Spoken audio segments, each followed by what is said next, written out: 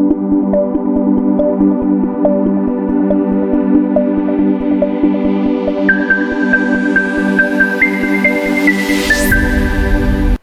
Students, welcome to pharmaceutical organic chemistry part 3 जिसका subject code है B401T, जो कि बेस्ड है AKTU B pharma second year semester 4 के सिलेबस पर।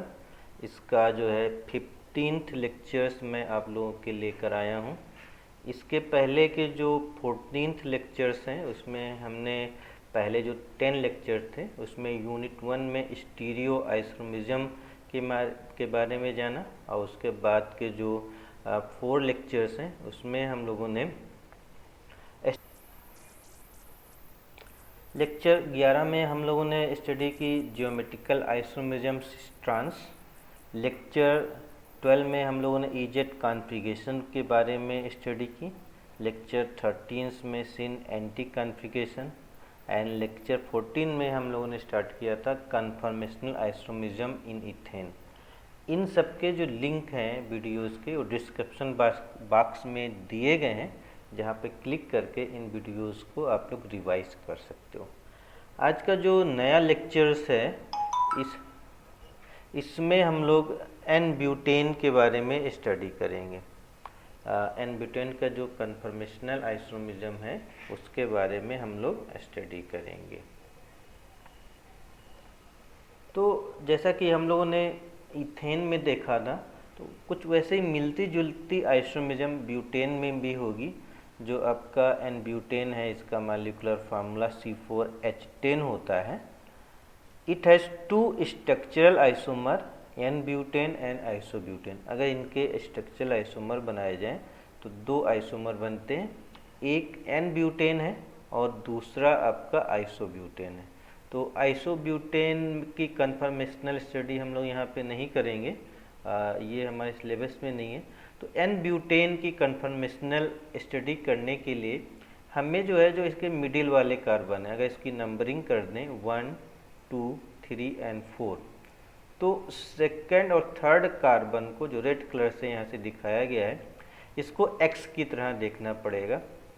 फिर सेकंड कार्बन पर और थर्ड कार्बन पर जो भी एटम्स जुड़े हुए हैं, हाइड्रोजन और जो ग्रुप जुड़ा हुआ है जैसे मिथाइल, ये फ्रंट कार्बन के 3 ग्रुप्स और 3 ग्रुप्स जो हैं बैक कार्बन के, इनको हम लोग कन्फर्मेशनल स्टडी के लिए रखेंगे। देखेंगे कौन से ग्रुप पास में आ रहे हैं, कौन से ग्रुप दूर जा रहे हैं, उसके बेसिस पर कन्फर्मेशनल आइसोमेरिज्म हम लोग ड्रा करेंगे। तो मेन पॉइंट हमें मिडिल वाले CC बॉन्ड को देखना होता है, जिसको हम X बना सकते हैं, और उससे जुड़े हुए 3 ग्रुप्स को हम फ्रंट से और बैक के एटम्स को देखते हैं कि वो एक दूसरे के पास में है या फिर दूर में है। When we rotate the N-butane at the axis of the C2C3, तो जैसे ऊपर हमने रेड कलर का कार्बन बॉन्ड दिखाया गया है, C2C3 इसको X मान करके एटम्स को हम बाकी एटम को रोटेट करते हैं 60 डिग्री पर। जनरली जो रोटेशन है हम लोग 60 डिग्री पर ही यहाँ पर भी देखेंगे।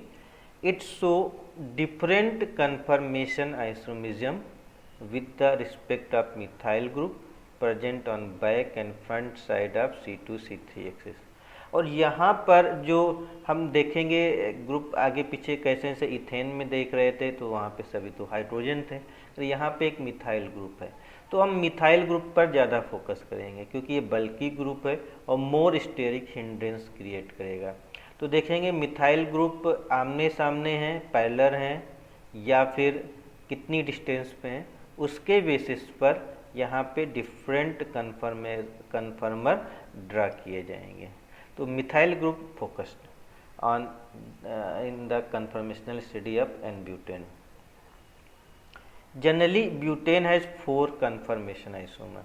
तो जब हम लोग मिथाइल को कंपेयर करके देखते हैं तो यहाँ पे मेन जो हैं 4 कन्फर्मर बनते हैं, जिनमें से 2 conformer higher energy low stability वाले होते हैं, और बाकी जो 2 कन्फर्मर हैं वो लो एनर्जी और हाई स्टेबिलिटी वाले होते हैं। तो यहाँ पर दो इक्लिप्स की कंडीशन बनती हैं। एक जो इक्लिप्स की कंडीशन है उसको हम लोग फुली इक्लिप्स्ड कहते हैं, that is called fully Eclipse, जिसमें फिनाइल जो मिथाइल ग्रुप है वो 0 डिग्री एंगल पे होता है। दूसरे को हम लोग गॉच कंडीशन कहते हैं, जिसमें मिथाइल और हाइड्रोजन जो आपके हैं वो 60 डिग्री पर एक दूसरे से होते हैं। तीसरी कंडीशन इक्लिप्स्ड कहलाती है, इसमें मिथाइल और हाइड्रोजन 0 डिग्री एंगल पर होते हैं। और चौथी स्टेज एंटी कहलाती है, एंटी कन्फर्मर कहलाती है। इसमें मिथाइल ग्रुप एक दूसरे के बहुत ही ज़्यादा डिस्टेंस पर होते हैं, मैक्सिमम फार अवे होते हैं। तो इस प्रकार 4 कंडीशन बनती हैं। इसमें 2 इक्लिप्स की कंडीशन है और जो बाकी 2 कंडीशन है वो स्टैगर्ड कंडीशन कहलाती हैं। चलो इनको एक एक करके हम लोग देख लेते हैं कि कैसे इनके डायग्राम ड्रा किए जाएंगे और इनकी स्टेबिलिटी और एनर्जी क्या रहेगी। Fully eclipsed कन्फर्मर, in this conformer methyl group, a back carbon and front carbon are minimum distance to each other। तो यहाँ पर मिथाइल ग्रुप मिनिमम डिस्टेंस पर होते हैं। तो अगर दोनों मिथाइल ग्रुप के बीच का डाइहेड्रल एंगल निकाला जाए तो ये आपका 0 निकल के आता है। तो सबसे मेन पॉइंट है दोनों मिथाइल, फ्रंट मिथाइल और बैक मिथाइल में जो डाइहेड्रल एंगल है डेट मस्ट बी 0, यानी कि दोनों इक्लिप्स कंडीशन में होने चाहिए, एक दूसरे के पैरेलल होने चाहिए सी हॉर्स स्ट्रक्चर में। This conformer has maximum steric hindrance, क्योंकि दोनों मिथाइल ग्रुप एक दूसरे के पैरेलल में हैं, इसलिए इसमें सबसे ज़्यादा स्टेरिक हिंड्रेंस लगता है और ये एक दूसरे को रिपेल करने की कोशिश करते हैं, जिसकी वजह से इनकी स्टेबिलिटी जो है सबसे कम होती है। चूँकि रिपेल करने की कोशिश करते हैं इसलिए इसको अपनी कंडीशन को बनाए रखने के लिए बहुत ज़्यादा एनर्जी की ज़रूरत पड़ती है। तो ये वो स्टेज है जहाँ पे हाईएस्ट स्टेरिक हिंड्रेंस लगता है, जिसकी वजह से स्टेबिलिटी सबसे कम होती है और साथ में जो इनकी कन्फर्मर एनर्जी है वो चारों स्टेज में सबसे ज़्यादा होती है। तो इन पॉइंट पे फोकस करना है। इसी को हम लोग अब डायग्राम के थ्रू समझ लेते हैं। यहाँ पर हमने साहॉर्स और न्यूमैन दोनों प्रोजेक्शन बनाए हुए हैं। तो पहले साहॉर्स में देखो तो मिथाइल फुली इक्लिप्स यहाँ पे दिखाए गए हैं। इसका मतलब मिथाइल के पीछे दूसरा मिथाइल है, यानी कि पैरेलल है। ऐसे ही हाइड्रोजन के पीछे है पैरेलल में और दूसरा हाइड्रोजन भी दूसरे हाइड्रोजन के पैरेलल में। इसकी वजह से ये फुली इक्लिप्स कंडीशन कहलाती है। अब अगर इसी का हम लोग न्यूमैन ड्रा कर लें तो न्यूमैन में आप देख सकते हो कि रेड वाला जो फ्रंट का मिथाइल ग्रुप है और जो ब्लू वाला बैक का मिथाइल ग्रुप है बिल्कुल एक दूसरे के ऊपर दिखाई दे रहे हैं। इसका मतलब डाइहेड्रल एंगल इज 0। ऐसे ही हाइड्रोजन के ऊपर है, इनके बीच का भी एंगल 0 होगा और आपका जो दूसरा हाइड्रोजन है उसके बीच का भी एंगल 0 होगा। तो ये फुली इक्लिप्स की कंडीशन है। इसको मैंने नंबर दिया है 1। ये चीज़ आप लोग ध्यान रखिएगा। अब दूसरी जो कंडीशन है वो गॉच है। ये स्टेगर्ड की एक कन्फर्मेशनल, चूँकि यहाँ पे 2 स्टेगर्ड पाए जाते हैं, एक को गॉच कहा जाता है दूसरे को एंटी कहा जाता है। तो गॉच कन्फर्मेशन क्या है वो देख लेते हैं। In this conformer methyl groups आ back carbon and front carbon are 60 degree angle. अब अगर दोनों methyl group Newman projection formula में स्टडी किए जाएंगे तो दोनों के मिथाइल ग्रुप के बीच का एंगल जो है 60 डिग्री निकलेगा, यानी कि जो पिछला वाला डायग्राम था फुली इक्लिप्स को हम 60 डिग्री पर रोटेट कर दें तो गॉच वाली कंडीशन बन जाएगी, जहाँ पर दोनों मिथाइल के बीच में एंगल आपका 60 डिग्री रहेगा। This type of कन्फर्मर is more stable and has less conformer energy as there is a little steric hindrance between the same molecule like methyl और मिथाइल हाइड्रोजन और हाइड्रोजन। तो यहाँ पर जो सारे एटम हैं एक दूसरे से 60 डिग्री एंगल पर होते हैं, तो फुली इक्लिप्स के कंपेरिजन में ये ज़्यादा स्टेबल होगा, क्योंकि यहाँ पे स्टेरिक हिंड्रेंस कम लगेगा। चलो इनका हम लोग डायग्राम देख लेते हैं। तो पिछला जो फुली इक्लिप्स है वो हम लोगों ने यहाँ पे 90 डिग्री पर 60 डिग्री पर रोटेट किया। तो पिछले डायग्राम में मिथाइल जो नीचे था, अब नीचे ना होकर के ये यहाँ पे आ गया। अब अगर दोनों कंपाउंड को कंपेयर करने की कोशिश करोगे, बैक और फ्रंट साइड वाले एटम को, तो आप देखोगे कि ये अब पैरेलल नहीं रह गए, यहाँ पर एक दूसरे से 60 डिग्री के एंगल पर निकल के आएंगे। किसी भी डायग्राम को बनाओगे तो कहीं पर भी ये पैरेलल वाली कंडीशन में नहीं आ रहे हैं। अब यहाँ पर आप देख सकते हो, तो दोनों जो मिथाइल ग्रुप हैं उनके बीच में 60 डिग्री का एंगल, डाइहेड्रल एंगल बनना है। ऐसे अगर किसी भी हाइड्रोजन को चेक करो या फिर हाइड्रोजन मिथाइल को चेक करो, तो इनके बीच में भी 60 डिग्री का एंगल बनता है। तो ये वो जिसमें दोनों मिथाइल ग्रुप एक दूसरे से 60 डिग्री एंगल पे रहते हैं, वो आपकी गॉच कंडीशन कहलाती है। ये स्टेगर्ड कंडीशन का ही एक एग्जाम्पल है। तो ये हो गया आपका गॉच स्टेगर्ड, और इसको मैं नंबर दिया हुआ है 2। अब क्या करो, फिर से 60 डिग्री पर रोटेट करते हैं, फिर देखते हैं क्या होता है। जैसे पहले अभी हम लोगों ने बताया कि फुली को 60 डिग्री रोटेट किया गया था। अब अगर इसको फिर से रोटेट किया जाए तो क्या होगा, यहाँ पे सेकंड रोटेशन 60 डिग्री कर दें, यानी कि टोटल रोटेशन 120 हो जाएगा। तो टोटल रोटेशन स्टार्टिंग से अगर 120 कर दिया जाए तब बन जाएगी eclipse conformer. In this conformer hydrogen atom of back carbon and methyl group of front carbon are 0 degree angle. या फिर दूसरे तरीके से कह सकते हैं कि जो डाइहेड्रल एंगल है मिथाइल के बीच का, वो 120 डिग्री हो जाएगा। अगर दोनों मिथाइल ग्रुप को कंपेयर किया जाएगा तो इनके बीच का डाइहेड्रल एंगल 120 निकलेगा, मगर हाइड्रोजन और मिथाइल को अगर देखेंगे तो उनके बीच का एंगल 0 निकलेगा। This stage appeared 120 degree rotation from fully Eclipse. जैसा कि पीछे हमने कहा था कि 2 बार 60-60 रोटेशन हो गया, तो टोटल रोटेशन कितना हो गया, 120 degree. This conformer is more stable than fully eclipsed position and least stable than gauche staggered conformer due to presence of steric hindrance between hydrogen and methyl group.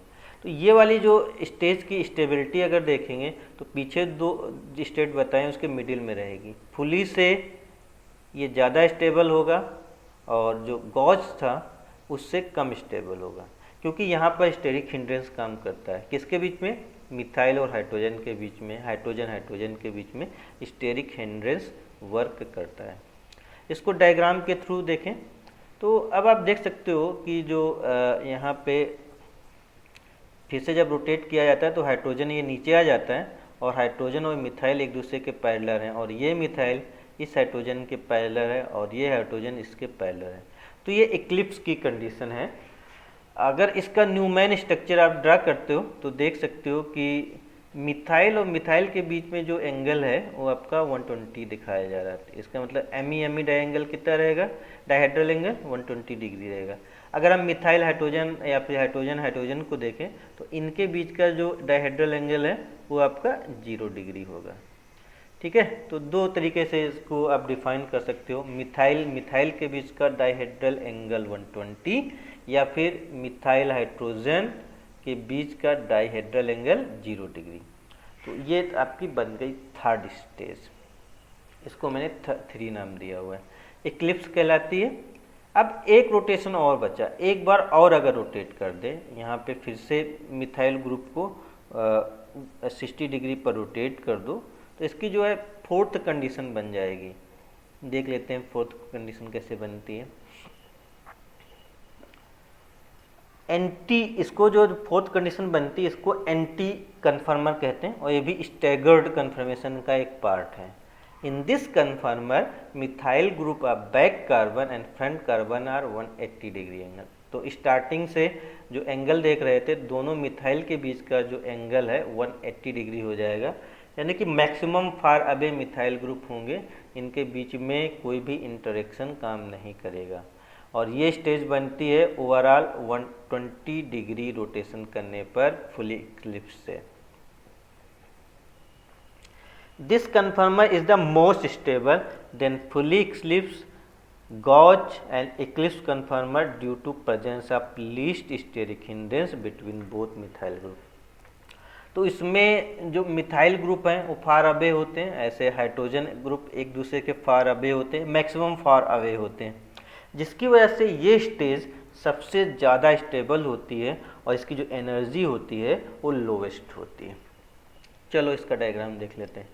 तो अब देखो फिर से जब रोटेट किया गया तो जो मिथाइल था पहली स्टेज में नीचे था, बिल्कुल ऊपर आ गया है, रेड वाला मिथाइल जो है ऊपर आ गया है। तो आप इनको देखें, ये एक दूसरे के कोई पैरेलल नहीं है, यहाँ पर भी पैरेलल नहीं है, यहाँ पर भी पैरेलल नहीं है और यहाँ पर भी पैरेलल नहीं है। एक तो पैरेलल नहीं है और दूसरा अगर मिथाइल को दोनों को कंपेयर किया जाए तो एक आपका नीचे है और दूसरा कहाँ पे ऊपर है, तो मैक्सिमम फार अवे हैं दोनों ग्रुप। तो अब इसी को अगर न्यूमैन प्रोजेक्शन ड्रा किया जाता है तो आप देख सकते हो दोनों मिथाइल ग्रुप हैं एक दूसरे से मैक्सिमम डिस्टेंस पर है, ऐसे हाइड्रोजन भी मैक्सिमम डिस्टेंस पर है। तो ये आपका न्यूमैन प्रोजेक्शन इसका कहलाता है, इसका नाम दिया गया 4। क्योंकि ये मैक्सिमम डिस्टेंस में है एक दूसरे से, इसलिए इसमें कोई भी स्टेरिक हिंड्रेंस काम नहीं करेगा। ओके, तो ये थी 4 स्टेज। अब चारों को हम लोग एनर्जी डायग्राम में एक साथ कंपेयर कर लेते हैं। तो जब एनर्जी डायग्राम बनाएंगे तो 2 चीज़ों पर हमें मेन फोकस करना होता है। एक एनर्जी ऑर्डर क्या है, तो जो सबसे कम स्टेबल होगा उसकी एनर्जी सबसे ज़्यादा होगी और जो सबसे ज़्यादा स्टेबल होगा उसकी एनर्जी कम होगी। तो एनटी जो होता है जिसमें स्टेरिक हिंड्रेंस सबसे कम है तो ये लोवेस्ट एनर्जी वाला होता है। फिर गॉच में एनर्जी बढ़ जाती है, इक्लिप्स में और एनर्जी बढ़ जाती है और फुली में सबसे ज़्यादा एनर्जी होती है। स्टेबिलिटी का ऑर्डर इसका उल्टा हमेशा चलेगा। एनटी वाला जो है आपका सबसे ज़्यादा स्टेबल होगा क्योंकि एनर्जी सबसे कम है। Anti has most stable because it has lowest steric hindrance. फिर उससे कम स्टेबिलिटी होगी गॉज की, उससे कम स्टेबिलिटी होगी इक्लिप्स की और सबसे कम स्टेबल होगा फुली इक्लिप्स्ड। ओके, अब इसी को हम लोग समझते हैं डायग्राम के थ्रू। ये आपका इसका एनर्जी डायग्राम है। यहाँ पर इस बार केवल किलो कैलोरी मोल में एनर्जी लिखी गई है। तो पहला 0 डिग्री एंगल देख सकते हो और इसकी एनर्जी यहाँ पे देखो मैक्सिमम एनर्जी दिखाई गई है 5 किलो कैलोरी पर मोल। तो ये आपका 5 किलो मोल है और ये इक्लिप्स कंडीशन का है। फिर जब एंगल रोटेट करते हैं हम 60 डिग्री पे आते हैं तो देखते हैं इसकी एनर्जी रह जाती है 0.88 किलो कैलोरी पर मोल और ये होती है 60 डिग्री रोटेट करने पर गॉच वाली कंडीशन बनती है। आप फर्दर रोटेट करने पर एंगल 120 कर देते हो तो जो एनर्जी है फिर से बढ़ना शुरू हो जाती है और 120 पर ये एनर्जी हो जाती है 3.6 किलो कैलोरी पर मोल। ये आपकी इक्लिप्स कंडीशन कहलाती है। फिर फर्दर अगर हम एंगल इंक्रीज करें तो एनर्जी डिक्रीज होती चली जाती है और 180 एंगल पर ये बिल्कुल जीरो हो जाती है। तो ये इसमें आप देख सकते हो मिथाइल ग्रुप सबसे दूर हैं, लेस स्टेरिक हिंड्रेंस है और ये आपकी एंटी स्टेगर्ड कहलाती है। सिमिलरली अगर आप फर्दर रोटेट करोगे तो इक्लिप्स दोबारा आती है और फिर से 60 डिग्री रोटेट करने पर 300 पर फर्दर रोटेट करने पर गॉच स्टेज दोबारा आती है और अगर फिर से रोटेट करो तो हम 360 डिग्री या फिर 0 पर वापस पहुंच जाते हैं। तो इस प्रकार रोटेशन में देखते हैं जो ग्राफ में देखो सबसे ऊपर है फुली इक्लिप्स, इसका मतलब इसकी एनर्जी सबसे ज़्यादा है और स्टेबिलिटी सबसे कम। फिर सेकंड नंबर एनर्जी है इक्लिप्स की, फिर उसके बाद एनर्जी है गॉच की और सबसे कम एनर्जी है एंटी की और स्टेबिलिटी ऑर्डर उल्टा हो जाएगा। एंटी सबसे ज़्यादा स्टेबल, फिर गॉच उससे कम स्टेबल, इक्लिप्स उससे कम स्टेबल और फुली इक्लिप्स सबसे कम स्टेबल।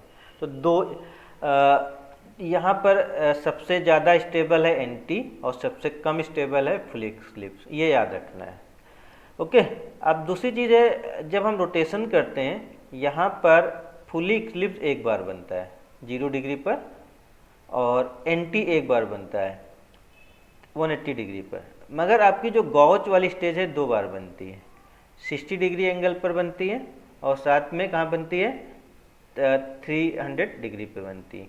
ऐसे जो एक्लिप्स वाली कंडीशन है वो 2 बार बनती है, कहाँ कहाँ पे 120 एंगल पे और 240 एंगल पे ये फॉर्म होती है। तो ये था energy diagram of n butane का। तो इसको आप लोग रिवाइज कीजिए, अच्छी तरह से प्रिपेयर कीजिए। नेक्स्ट लेक्चर में हम लोग फिर से मिलते हैं एक नए कन्फर्मेशनल आइसोमेरिज्म के साथ में, जिसमें हम लोग पढ़ेंगे साइक्लोहेक्सेन के बारे में। ओके, तो पिछले लेक्चर रिवाइज कीजिए, शेयर कीजिए, लाइक कीजिए, और अगर अभी तक चैनल को सब्सक्राइब नहीं किया चैनल को सब्सक्राइब कीजिए। तो मिलते हैं नेक्स्ट लेक्चर्स में।